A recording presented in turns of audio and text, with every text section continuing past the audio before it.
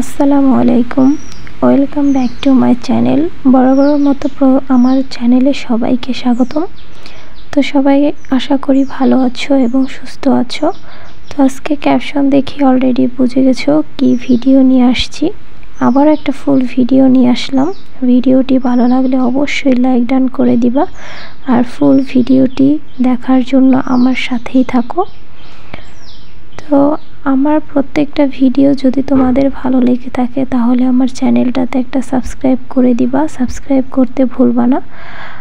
আর আগের ভিডিওগুলো যারা দেখোনি এখনও, তারা সবাই ভিডিওগুলো দেখে আসবা। আশা করি ভিডিওগুলো দেখার পর সবার ভালো লাগবে। তো কথা না বাড়িয়ে চলো ভিডিওটা শুরু করা যাক। তো আজকে আমি আমসত্ত্ব বানাবো। কাঁচা আমের আমসত্ত্ব তো সবাই বানিয়েছেন, পাকা আমের আমসত্ত্ব কি বানিয়েছেন? তো আমসত্ত্ব বানানোর জন্য একদম গাছ পাকা আমগুলো পেড়ে নেওয়া হলো। একদম গাছ পাকা ফ্রেশ আম, সবগুলো আম আমাদের গাছের। তো আমগুলোকে কেটে ব্লেন্ড করে নিয়েছি, ওইটা ভিডিও স্কিপ করে। এখন হচ্ছে এখানে দিয়ে দিচ্ছি ঘি। ঘিটা হচ্ছে একদম অরিজিনাল গাওয়া ঘি। এটা অনলাইন থেকে আনা হয়েছে, যদি তোমরা আনতে চাও তাহলে আমি পেজটা মেনশন করে দিব।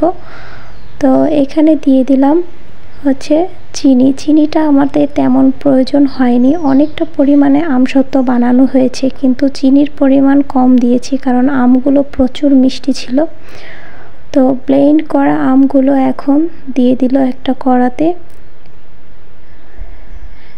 এখন এগুলো হচ্ছে হালকা আছে, মানে চুলার আঁচটা একটু মিডিয়াম রেখে তারপর এগুলো জাল করে নিবে। তো দেখো কতটুকু হয়ে গেছে, কতখানি আম পানিটা টেনে একদম চেপে গেছে। তো এখন হচ্ছে বরাবরের মতো এগুলো অনবরত নাড়তেই হবে যাতে নিচে না লেগে যায়। আর চুলার আঁচ তো এই সময় একদমই রাখিনি, মাটির চুলায় বানিয়েছি, তো তাই আঁচ এমনি এমনি একটু একটু আছে, তো সেইটার থেকেই হয়ে যাচ্ছে। অনবরত এইভাবে নাড়তেই থাকতে হবে, সতর্ক থাকতে হবে যেন এগুলো ছিটে হাতে না লাগে, তাহলে কিন্তু ফোসকা পড়ে যাবে। তো একদম পানিটা টানিয়ে এরকম ঘনত্ব করে নেওয়া হয়েছে।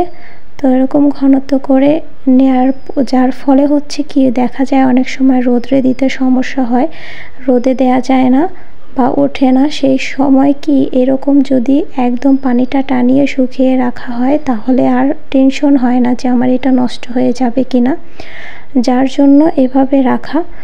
তো এটাকে হচ্ছে এখন রোদ্রে দিয়ে দিব, একদম টাটকা রোদ্রে 3 দিন শুকিয়ে নিয়েছি।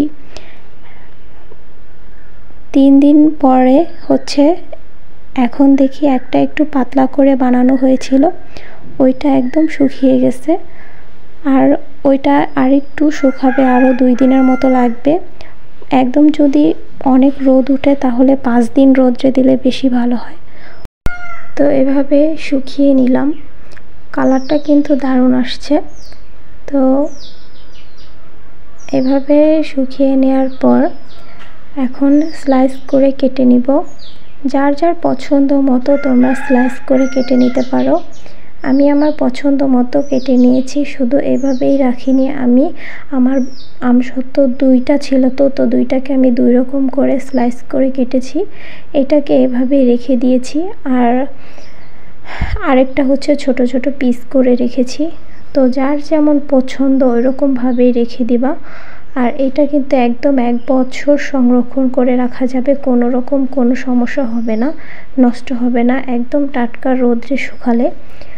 তো আজকের আমার এই ভিডিওটা তোমাদের কেমন লেগেছে অবশ্যই কমেন্ট করে জানাবা, আর ভালো লাগলে আমার চ্যানেলটাতে সাবস্ক্রাইব করে দিবা।